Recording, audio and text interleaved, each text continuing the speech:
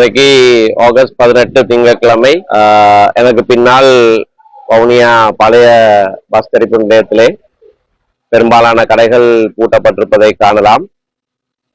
ஒரு சில கடைகள் பூட்டப்பட்டிருந்த கடைகளை சிலர் வற்புறுத்தி திறக்க பண்ணுகிறதையும் நான் நேரடியாக இப்பொழுது பார்த்திருக்கிறேன். அதனுடைய படங்களும் இருக்கின்றன.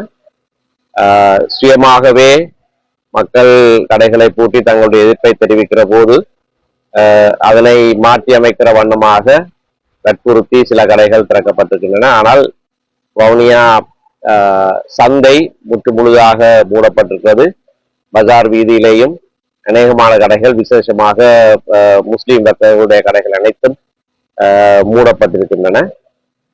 மற்ற வடகிழக்கிலே மற்ற நகரங்களிலேயும் ஹர்த்தாலுக்கு முழுமையான ஆதரவு கிடைத்திருப்பதை நான் அறிய கிடக்கிறது.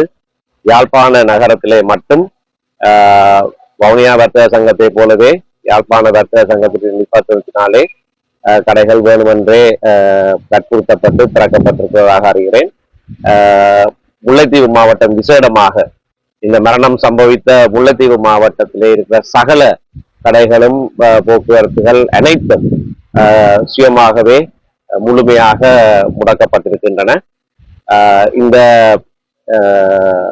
எங்களுடைய கோரிக்கையை ஏற்று தங்களுடைய வியாபார ஸ்தலங்களை மூடியவர்களுக்கு நாங்கள் நன்றி செலுத்த விரும்புகிறோம். பலத்த அழுத்தத்தின் மத்தியிலேயும் இந்த முக்கியமான எதிர்ப்பு நடவடிக்கைக்கு தங்களுடைய ஆதரவை கொடுக்கிற வர்த்தகர்கள் மற்றவர்களுக்கு எங்களுடைய நன்றிகளை நாங்கள் தெரிவித்துக் கொள்கிறோம். Earn the most trusted British law degree in town. LLB Arhans, UK from Buckinghamshire New University at IDM Nations Campus. Your legal journey starts here.